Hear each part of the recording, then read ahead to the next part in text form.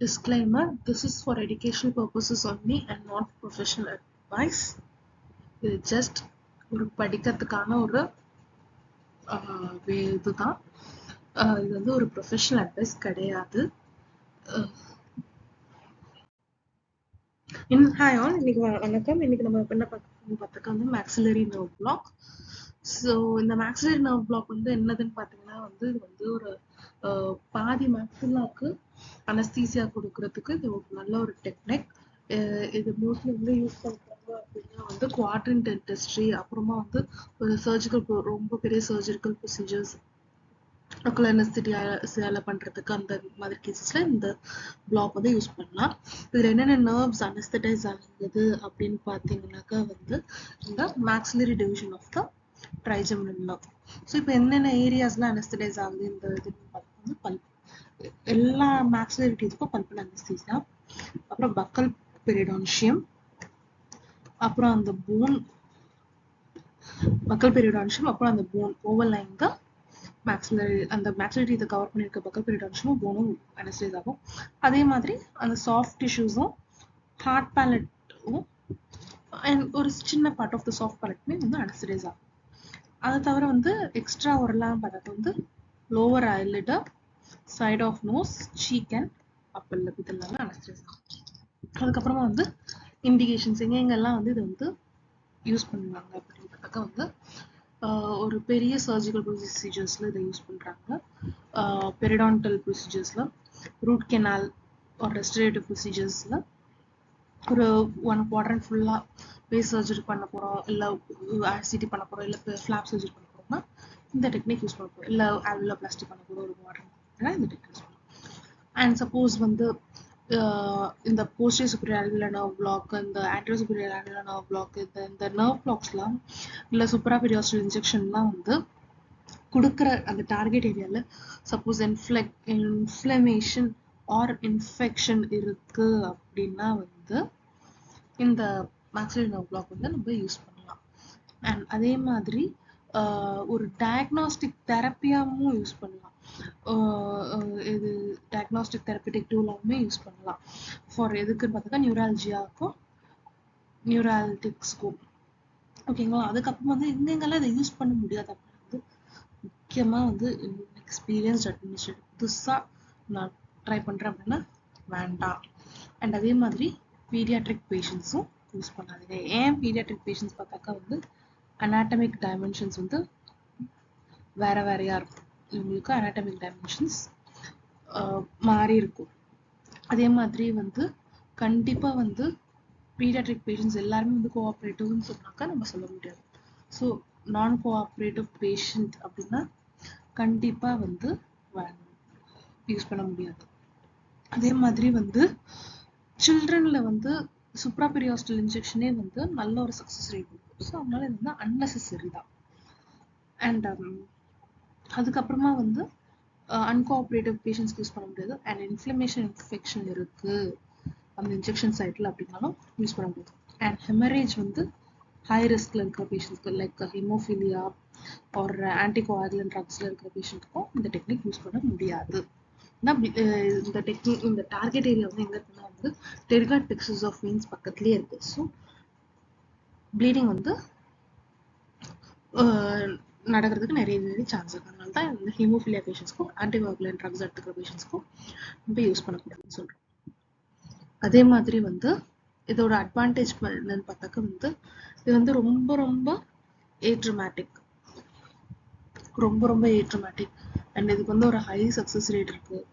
அப்புறம் வந்து positive aspiration வந்து ரொம்ப கம்மி. அதே மாதிரி வந்து நீடல் பெனட்ரேஷன்ஸை வந்து மினிமைஸ் பண்ணுது. அதுக்கப்புறமா வந்து total volume of local anaesthetic solution வந்து கம்மியாக இருக்கு. அதே மாதிரி வந்து எந்த டெக்னிக் யூஸ் பண்ணலாம், high tuberosity approach technique use பண்ணாலும் சரி, இல்லை greater palatine technique approach use பண்ணாலும் சரி, ரெண்டுமே வந்து நாட் ட்ரமாட்டிக். அதே மாதிரி டிஸ்அட்வான்டேஜஸ் அப்படின்னு பார்த்தாக்கா வந்து ஹெமட்டோமா, மோஸ்ட்லி அது வந்து இந்த டெக்னிக்கல் பார்த்தா ஹை டியூப்ராசிட்டி அப்ரோச்சில் தான்.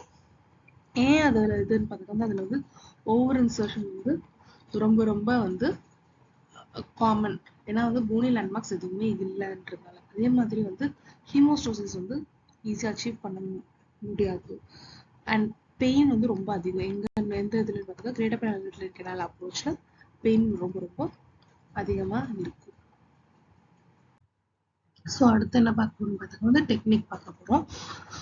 இப்போ வந்து ஏரியா ஆஃப் இன்சர்ஷன் அப்படின்னு பார்த்தாக்க வந்து height of மியூகோபக்கல் fold.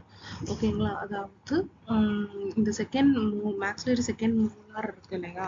Maxillary second மோலாரோட டிஸ்டலாக தான் வந்து மோஸ்ட்லி வந்து இன்ஜெக்ஷன் வந்து கொடுக்க போகிறோம். ஸோ மோஸ்ட்லி இந்த ப்ராபப்ளி இந்த ஏரியா இன்ஜெக்ஷன் ஏரியா. ஓகேங்களா? Insertion of the needle. So இப்போ வந்து மேக்ஸிலரி இப்போ வந்து டார்கெட் ஏரியா அப்படின்னு பார்த்தாக்கா வந்து மேக்ஸிலரி அந்த டெரிகோபேரடைன் ஃபோஸால வந்து எப்படி பாஸ் பண்ணுதோ அதுக்கு முன்னாடி டெரிகோபேரடைன் ஃபோஸால தான் இப்போ இன்ஜெக்ட் பண்ணலாம் அந்த மேக்ஸிலரினாவை. அதே மாதிரி வந்து இந்த என்னோட டார்கெட் ஏரியா என்னன்னா வந்து இந்த போஸ்டீரியர் அலினோவுக்கும் மேலே அப்புறம் மீடியலாகவும் இருக்கும் இந்த டார்கெட் ஏரியா. இப்போ வந்து லேண்ட்மார்க்ஸ் அப்படின்னு பார்த்தாக்கா வந்து மியூகோபக்கல் ஃபோல்டு, அப்புறம் வந்து மேக்ஸிலரி டியூபராசிட்டி தான் இந்த இடத்துல மேக்ஸிலரி டியூபராசிட்டி மேக்ஸிலரி டியூபராசிட்டி இங்கே இருக்கும். அதுக்கப்புறம் வந்து ஜைகோமேட்டிக் ப்ராசஸ் ஆஃப் மேக்ஸில்லா. அதே மாதிரி மோஸ்ட்லி வந்து பிவல் வந்து போனை ஃபேஸ் பண்ணி தான் இருக்கும் நீடில் இருக்கும். அதுக்கடுத்து இதோட காம்ப்ளிகேஷன்ஸ் அப்படின்னு பார்த்தாக்கா வந்து ஹெமட்டோமா. எதனாலன்னு பார்த்தாக்கா வந்து ஃபர்ஸ்ட் வந்து இந்த மேக்ஸிலரி ஆர்ட்ரி வந்து பங்க்சர் ஆகிறதுனால. சம்டைம்ஸ் வந்து இந்த ஆர்பிட்ல வந்து பெனட்ரேட் ஆகிடலாம் கிரேட்டர் பேரடைன் ஃபோராமன் அப்ரோச்ல. ஸோ இது வந்து மோஸ்ட்லி இன்காமன். ஏன்னா வந்து ஸ்மாலர் ஸ்கல்ல இதெல்லாம் நடக்காது. அதே மாதிரி வந்து இன்ஜெக்ஷன் சப்போஸ் ஆர்பிட்ல வந்து பண்ணிட்டோம் அப்படின்னா வந்து என்ன நடக்கும்னு பார்த்தா வந்து பெரியார்பிட்டல் ஸ்வெல்லிங், ப்ராப்டோசிஸ், டிப்ளோபியா, அப்புறமா வந்து பிளாக் இந்த அப்டியூசன் ஸ்டவ் வந்து பிளாக் ஆகிடும். அதுக்கப்புறம் வந்து retrobulbar block, mydriasis, corneal anaesthesia, ophthalmoplegia, அப்புறம் வந்து transient loss of vision, retrobulbar haemorrhage. So இந்த இன்ட்ராஆர்பிட்டல் இன்ஜெக்ஷனை வந்து ப்ரிவெண்ட் பண்ணுறதுக்கு என்ன பண்ணணும் அப்படின்னாக்கா வந்து ப்ரோட்டோகாலில் கரெக்டாக ஸ்ட்ரிக்டாக வந்து ஃபாலோ பண்ணணும். அண்ட் எப்பவுமே வந்து சின்ன பேஷண்ட்ஸ்க்கு வந்து ஒரு ஆவரேஜ் விட கம்மியாக இருக்கிறவங்களுக்கு வந்து கரெக்டான டெக்னிக் வந்து நம்ம லைட்டாக மாடிஃபை பண்ணலாம். அந்த டெப்த் வந்து கம்மி பண்ணிக்கணும்.